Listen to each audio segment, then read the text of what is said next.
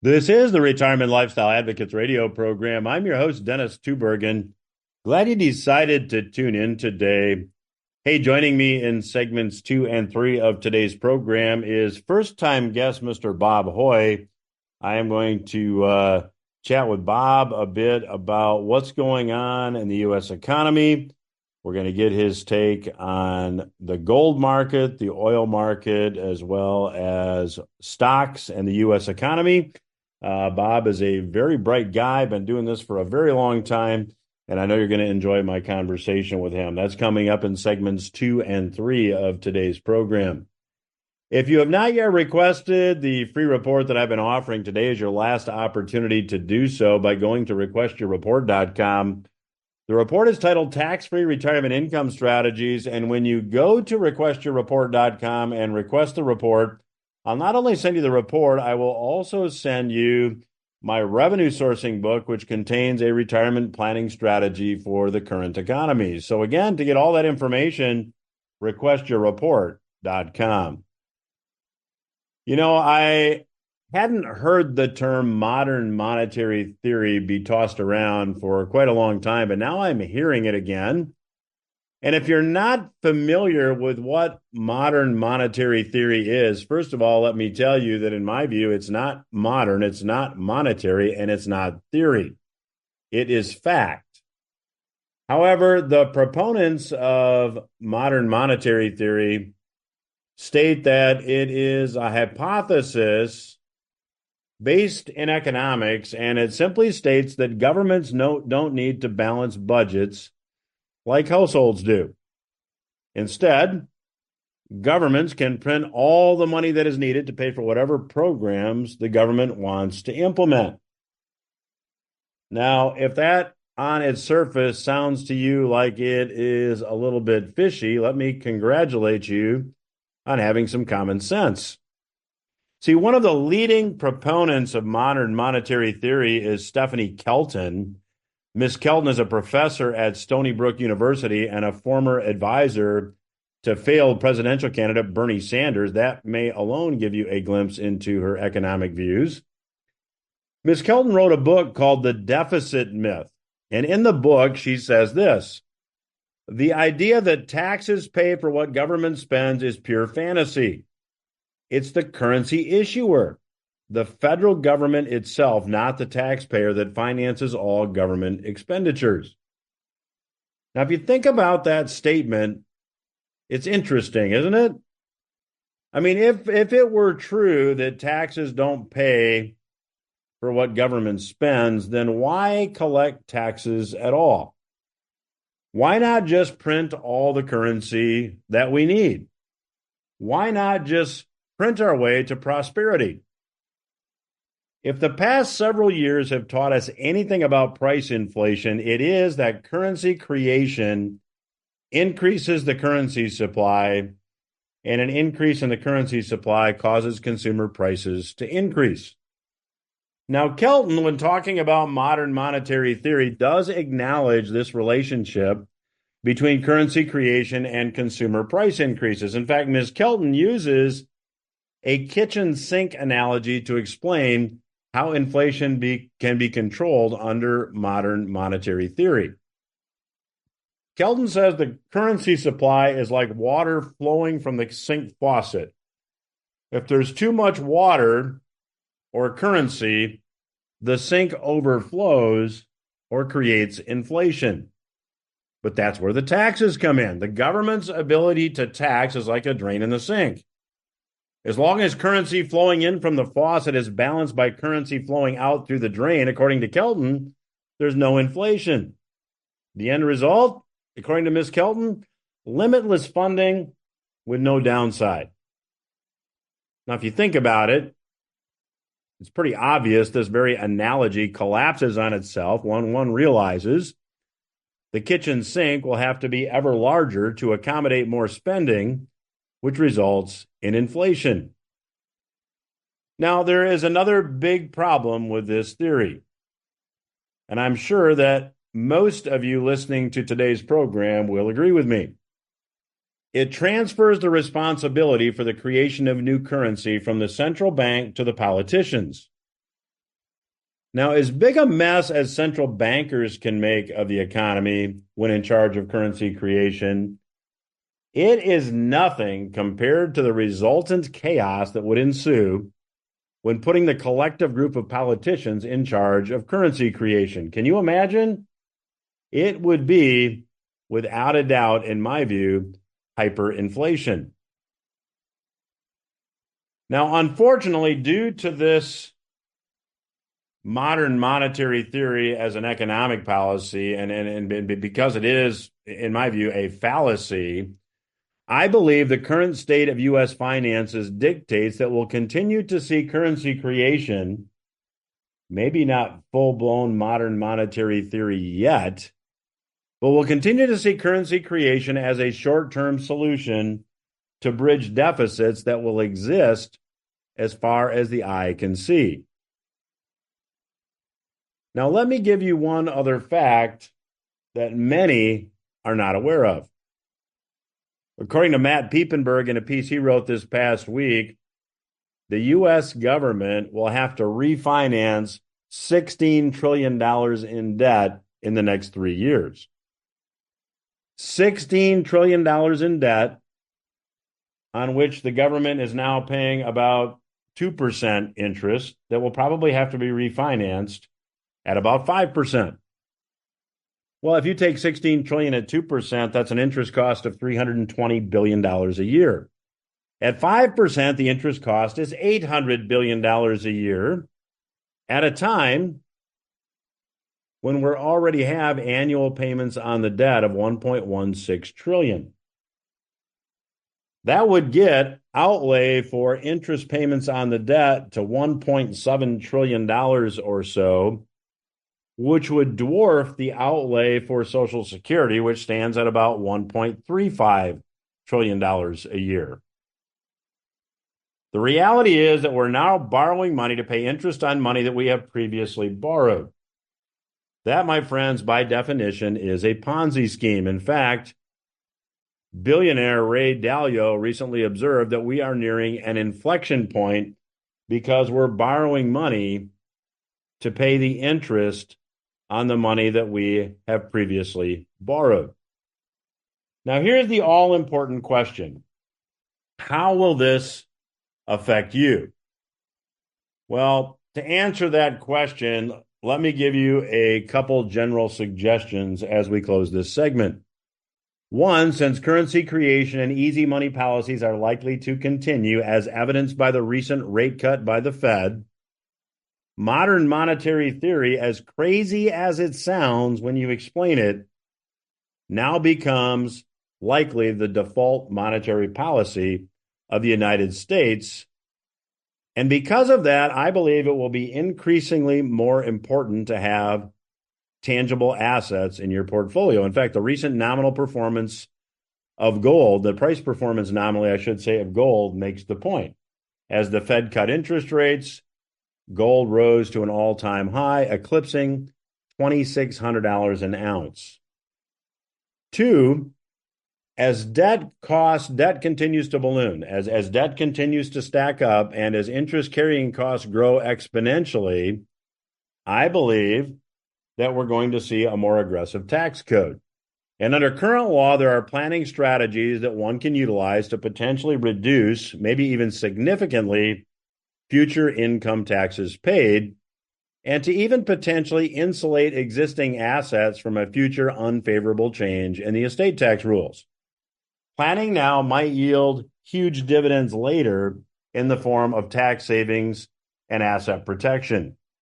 If you're planning for an approaching storm, you cannot wait for the storm to be here and expect that your planning will be successful. That's why I'd like to invite you to get the free report, Tax-Free Retirement Income Strategies, and the book Revenue Sourcing by visiting the website requestyourreport.com. Again, the website is requestyourreport.com. When you visit the website, just let me know where to mail the info, and I'll be glad to do so. I'll be back after these words with my guest, Mr. Bob Hoye. Welcome back to RLA Radio. I'm your host, Dennis Tubbergen. Joining me on today's program is first-time guest, Mr. Bob Hoye. Very excited to talk to Bob. His website is chartsandmarkets.com. Again, my guest today, Mr. Bob Hoye, and the website is chartsandmarkets.com. And Bob, welcome to the program. Yeah, Dennis, good to be with you. I've been looking forward to our getting together here on Wednesday. Yeah, as have I. So, Bob, let me maybe just have you give a little bit about your background for our listeners. You've been working in this field for quite a long time. So maybe just a little bit about your background for our listeners. Yeah, sure, a very long time. I originally, I took a degree in geology and geophysics at the University of British Columbia. And in those days, got summer jobs with a consulting geologist, and mostly the consulting was to junior mining companies. So I've been favorable about them ever since because they helped me get through school and stay in touch with them because the excitement of making a discovery is truly something else again.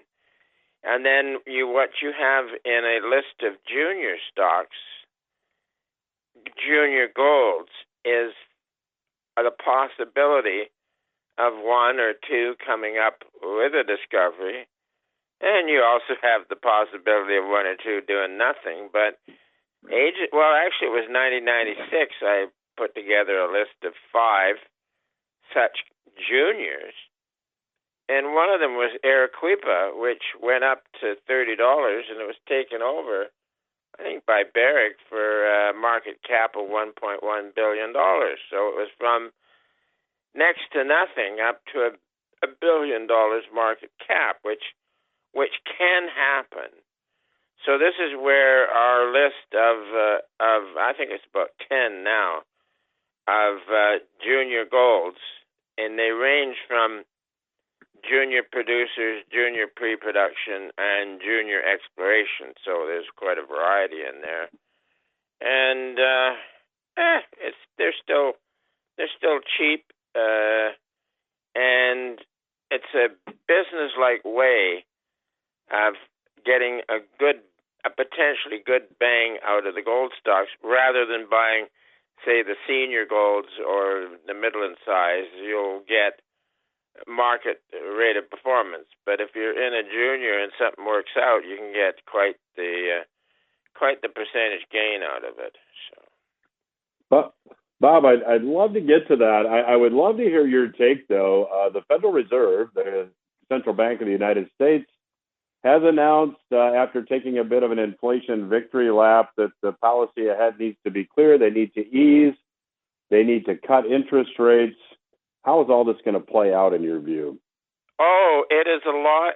The interest rate story, the idea that the Fed doing Fed cuts will help the financial markets is 100% intuition, and it is 100% wrong.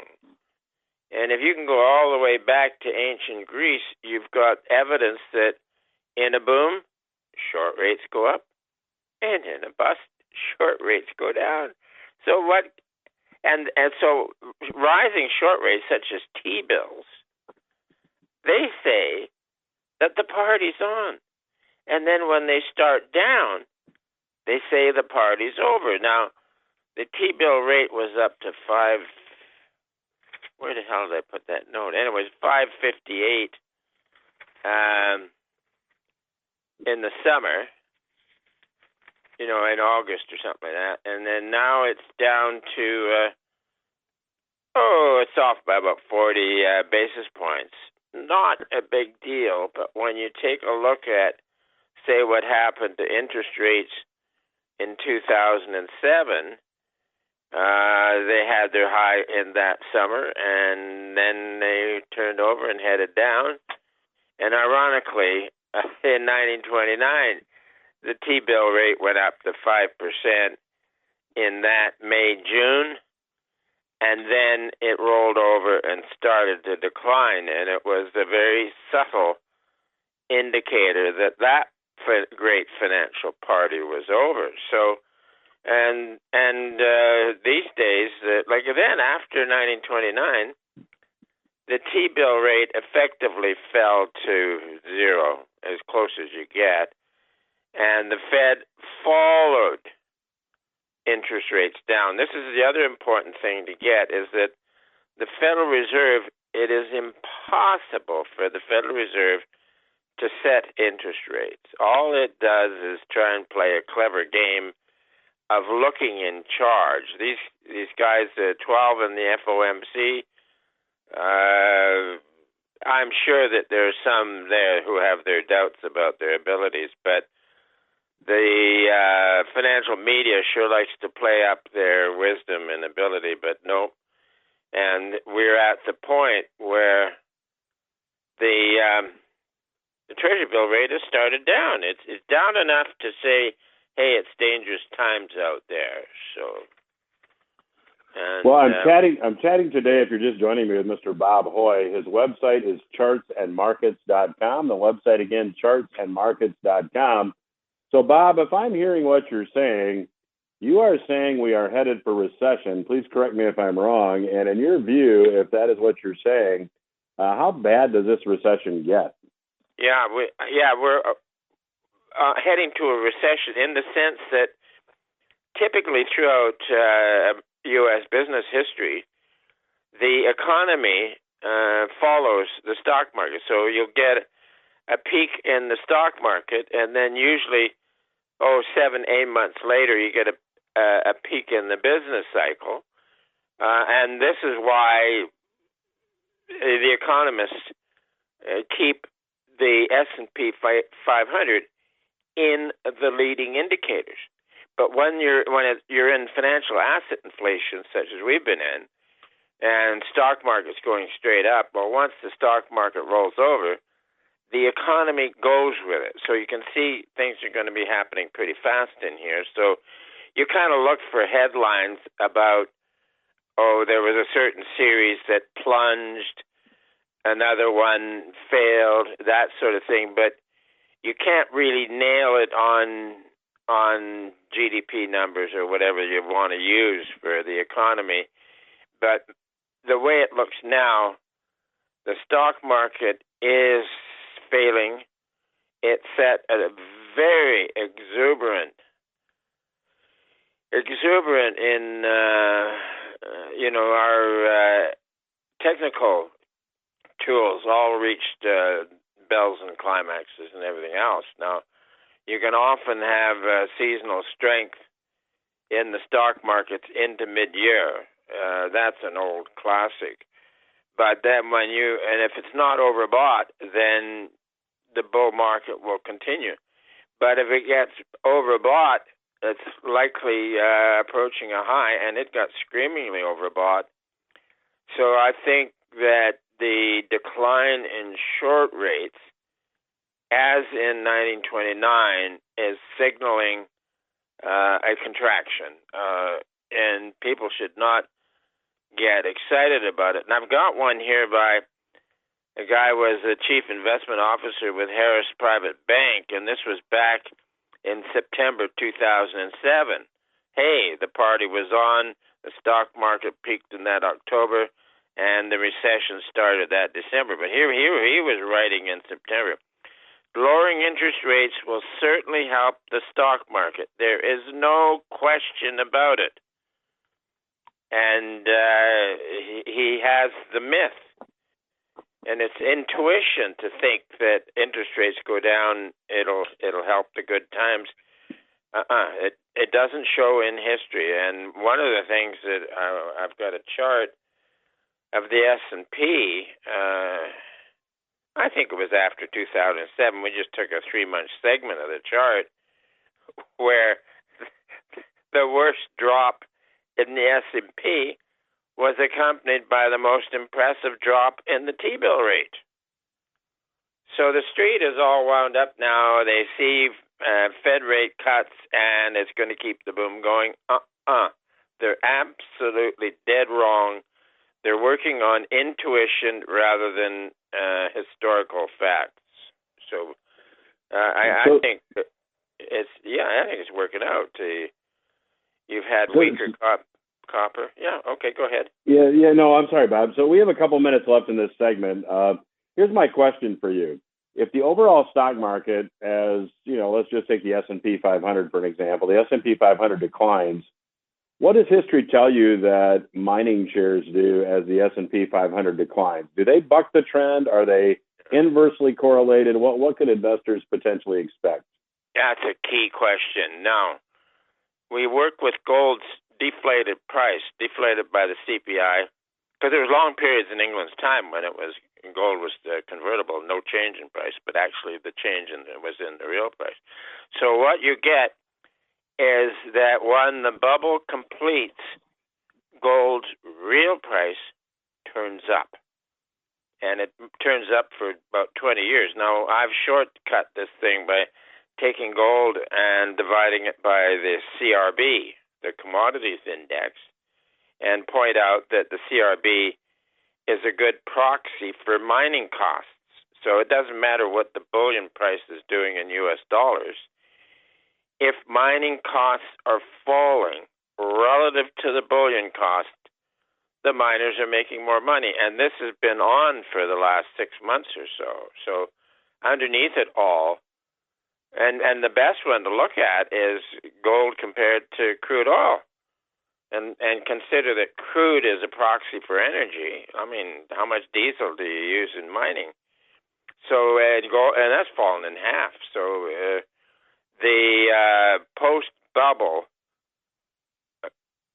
condition whereby mining costs go down relative to the cost of bullion is underway. It's been underway for 6 or 7 months now. So, and this can last for quite a few years. There'd be some, cyclical variation, the old 3 to 4 year business cycle stuff. But each of these post-bubble contractions in the past have run for a couple of decades.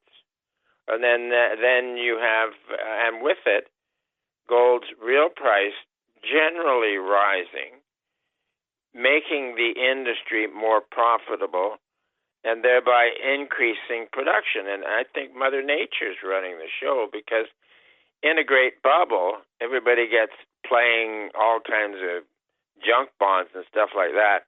Then they go bad, and that's a tremendous loss of liquidity. So underneath it all, the liquidity of the global banking system starts to get restored as Mother Nature raises the real price of gold, and it gets into the banking system and increases liquidity. And when it's been doing it for so long, like I've got the annualized price of gold deflated by the CRB back to 1,700. So it's become my friend over all these decades.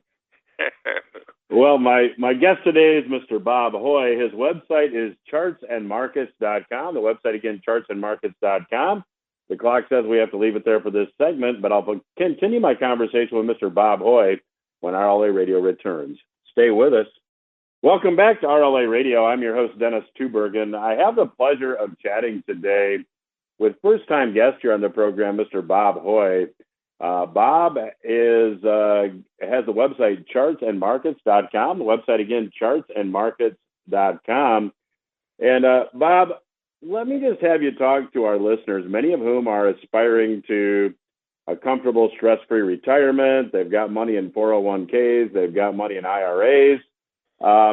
If they want to add metals exposure to their portfolios, should they own physical metals? Should they own mining shares? Or should they do some of each? What's your advice to them? Oh, kind of owning gold and keeping it in a safety deposit box.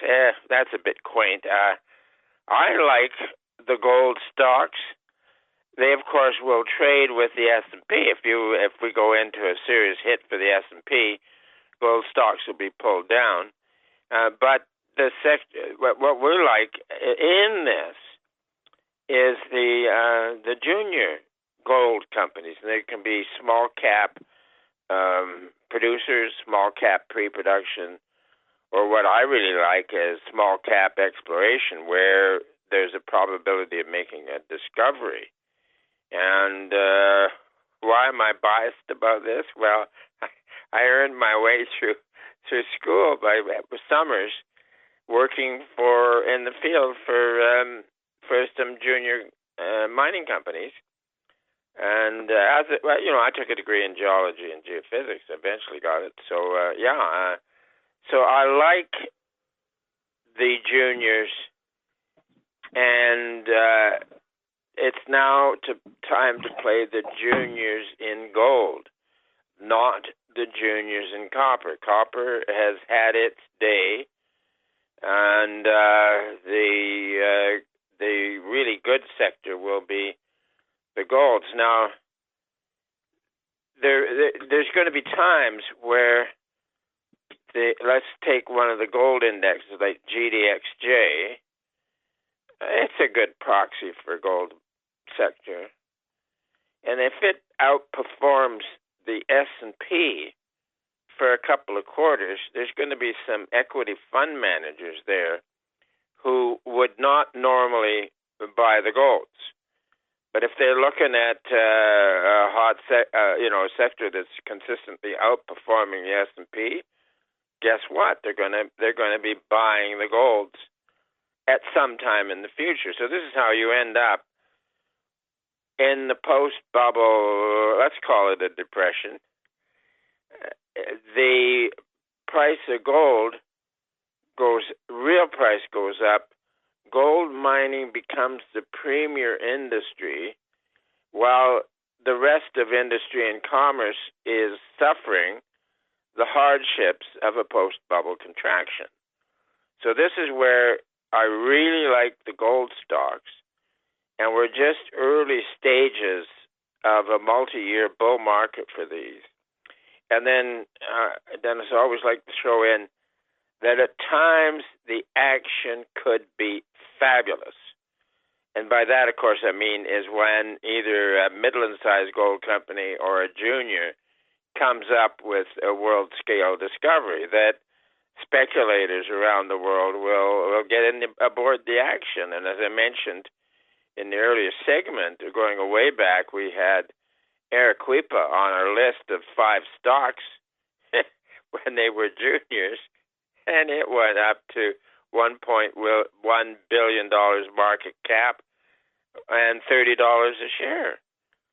So you never forget something like that.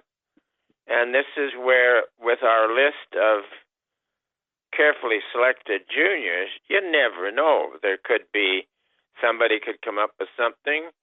Then also I'm going to add that, a couple of juniors might get stuck where nothing happens for them. But it's sort of a businessman's risk to spread the risk by buying a portfolio of small cap gold stocks. So, Bob, when you look at an established mining company versus a junior mining company, I think you refer to them as senior producers. Yeah. Would you have some of those in your portfolio too, or are you really biased for juniors as a? Oh no, I think we're calling this list as a businessman's prospect, and you buy the seniors, or we also call them the majors. You're going to get market performance. If you have a suite of small cap stocks and 1 or 2 hit, you're outperforming the market. So it's a businessman's way to get positioned in gold stocks. Bob, if you could, maybe for the listeners too, can you talk about the relationship between the price of gold increasing nominally? You mentioned using CRB as a proxy for mining costs, so mining costs may be declining.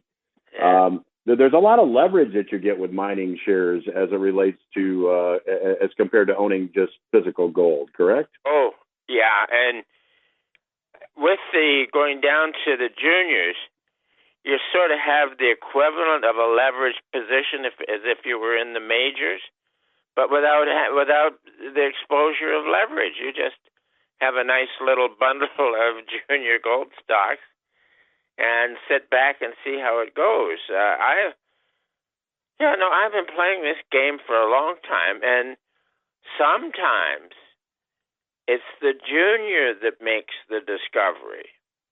Well, then what happens real fast is then Placer used to be the one here out of Vancouver. My God, the guys in that exploration department were fabulous. They come rolling in, help you with the financing, and they got a bit of stock, and they've got advice to give you, and away you go. So buying a junior in a bull market for gold's real price, it's a good bet.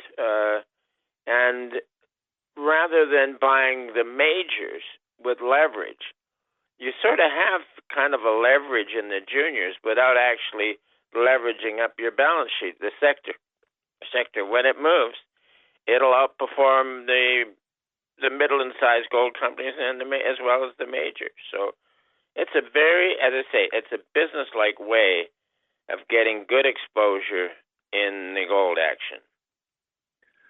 So, Bob, I think our listeners would find it interesting to hear what is Bob Hoye's methodology in analyzing a junior company, a junior mining company, to the extent that you're comfortable sharing your trade secrets. What do you look for when you're picking a stock of a junior mining company?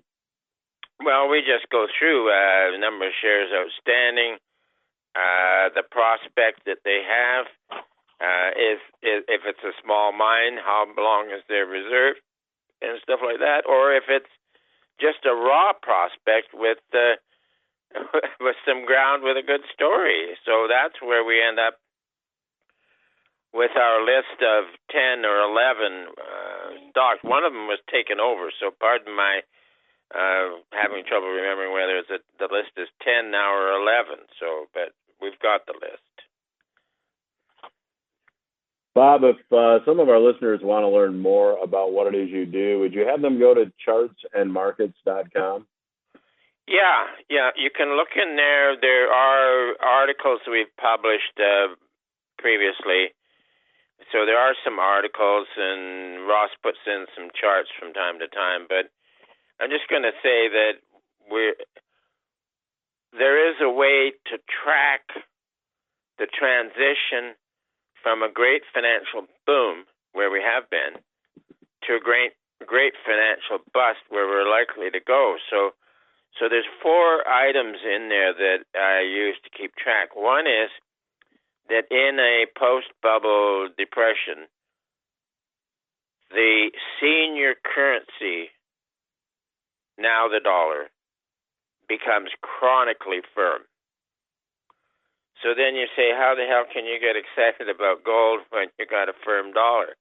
Well, this is where you get to gold's real price, where gold's real price goes up and the miners make money during the Great Depression. And then the another one of the 4 is that real long interest rates, that's adjusted for the CPI inflation, they go up. So you have this curious condition whereby the real price of gold is going up, and so is the real interest rates. And there's some kind of if you look in learned journals, discussion about that, and the guys who are writing about it have never looked at what happens in the bubbles. So here's the 4 items. Copper's real price, good in the boom, heads down. It has headed down. Gold down and then up with the contraction, the real price, that's happening. The senior currency is chronically firm. Yeah, I'd say lots of people complaining about it, particularly Argentina, who owe so many U.S. dollars into Manhattan, into New York. And then you've got copper going down, long rates going up, gold's real price going up, and the senior currency becoming firm. So the 4 features for monitoring the transition from a great boom to a great bust are on track. And you have to have studied all the previous ones to come up with the list of things that count. So, So it's not just intuition that says we're going to get a bust. We've got the 4 characteristics of the transition from boom to bust are tracking the typical path? Well, we're going to have to leave it there. My guest today has been Mr. Bob Hoye. His website is chartsandmarkets.com. The website again, chartsandmarkets.com. I'd encourage you to check it out. Bob, thoroughly enjoyed our conversation today. I know the listeners did too. Thank you for joining us, and I'd love to have you back down the road. Yeah, Dennis, I'm glad we met. And sure, anytime, just give us a buzz, and we'd love to chat again. Welcome back to RLA Radio. I'm your host, Dennis Tubbergen, and thanks again to my special guest, Mr. Bob Hoye, for joining us on today's program.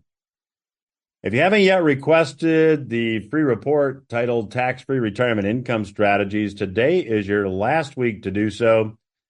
Go to requestyourreport.com to request that report, and when you do, I'll send you also a copy of my revenue sourcing book, which contains a retirement planning strategy for the current economy. So again, to get all that information absolutely free and with no obligation, visit requestyourreport.com. You know, when you look at what's going on in the economy, when you look at what the Fed did recently, and you connect the dots, it seems pretty apparent that we may already be in a recession, and certainly we are headed that way. And when you look at the valuation indicator that is often referred to as the Buffett indicator, looking at stock valuations, stocks are extremely overvalued here. So it's my view that when you, as I just stated, connect the dots about what's going on in the economy, it becomes apparent that using traditional retirement planning strategies may lead to a very ugly outcome. So in this segment, what I want to do is talk to you a little bit about what's going on in the economy, and I'll give you some sources. First of all, business bankruptcies are up. It was recently reported that through the month of August this year, corporate bankruptcies have hit their highest total through the first 8 months of the year since 2020. And of course, there were no economic shutdowns in 2024 like there was in 2020. Interestingly, leading the list of recent bankruptcies was Tupperware. Tupperware is a company that really was a once very, very strong direct sales company that marketed primarily through home parties. And a company spokesperson for Tupperware stated that the company's financial position had been, quote, severely impacted by the challenging economic environment. In other words, inflation is taking its toll. On next week's program, I'll interview Dr. Charles Nenner, a technical analyst of markets. And last week, I interviewed Harry Dent. Both are suggesting that real estate will correct more than we saw at the time of the financial crisis. And we're starting to see signs of this. I happen to agree and believe these gentlemen might be correct. Real estate expert Nicholas Gurley hosts a show called Reventure Consulting, and he recently observed that the housing situation in Florida is beginning to look a lot like it did prior to the 2008 housing crash. Businesses are now beginning to dramatically cut offering prices of spec homes to offload excess inventory.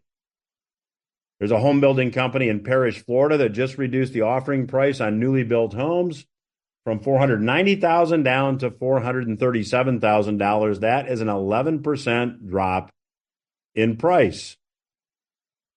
Gurley notes this is a response to increasing inventories and diminished demand for new homes. In fact, he notes that home builders in the South now have about 300,000 homes for sale, the highest since 2006, which is a pretty ominous comparison year.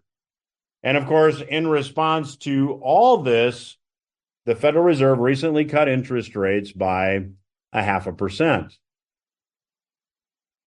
As the Fed cut interest rates, I found it interesting that mortgage rates rose after the Fed cut rates. And I suggested here on the program that that could indeed be the case. Mortgage interest rates tend to track the long end of the U.S. Treasury bond curve, and those interest rates rose after the Fed rate cut. Now, it remains to be seen if this initial increase in interest rates on the long end of the bond curve is an aberration or a trend, but let me go on record as saying that I believe it will likely be a trend. And as interest rates went up, as the Fed cut interest rates, as I mentioned, gold prices moved higher. The yellow metal spot price jumped to an all-time high, more than $2,600 an ounce for the very first time. I've stated here on the program, and I'll say it again, it's my belief that gold is still in the very, very early stages of a bull market. And I believe the bull market in gold and silver as well will be driven by further fiat currency devaluation. This upward move in the price of gold in response to the Fed moving back to an easy money posture seems to indicate that the market probably sees things exactly the same way. At the same time, Moody's, the rating agency, recently issued a report on U.S. government debt as a follow-up to a report that Moody's issued about a year ago. The report stated that the outlook for U.S. government debt was negative. Well, you don't really have to be a rocket scientist to come to that conclusion. In this follow-up report, here's what Moody's said, quote, "The next administration's tax and spending policies will affect the size of future budget deficits and the expected decline in U.S. fiscal strength, which could have a significant impact on the U.S. sovereign credit profile. These debt dynamics would be increasingly unsustainable and inconsistent with an AAA rating if no policy actions are taken to course correct." Now, it's my view that Moody's might be a little bit late to the dance with this announcement, since 3 out of every four personal tax dollars now collected go to pay interest on the debt. In fact, rating agency Fitch stripped the U.S. government of its top rating last year, while Standard & Poor's did so back in 2011. And finally, Matt Piepenburg this past week noted that the United States government moving ahead faces a huge debt refinancing challenge. Over the next 3 years, according to Piepenburg, the United States has to refinance $16 trillion in debt. I did not misspeak. $16 trillion in debt. Piepenburg said the average coupon on the IOUs representing this debt is around 2%. However, as it refinances, it may be closer to 5%, increasing debt carrying costs by $500 billion a year. So as you look at all these facts, and there are more, but in the interest of time, I have to stop. As you connect the dots, as I said at the outset of this segment, it's easy to conclude that traditional retirement planning strategies may not be effective. So I would urge you to educate yourself, and toward that goal, I would invite you to go to requestyourreport.com and get the revenue sourcing book, as well as this special report this month titled Tax-Free Retirement Income Strategies. Again, the website is requestyourreport.com. Just let me know where to mail that report, and I'll be glad to mail you the report and the book. Again, absolutely free and with no further obligation. Again, the website, requestyourreport.com. That's all the time I have for this week. I'll be back again next week.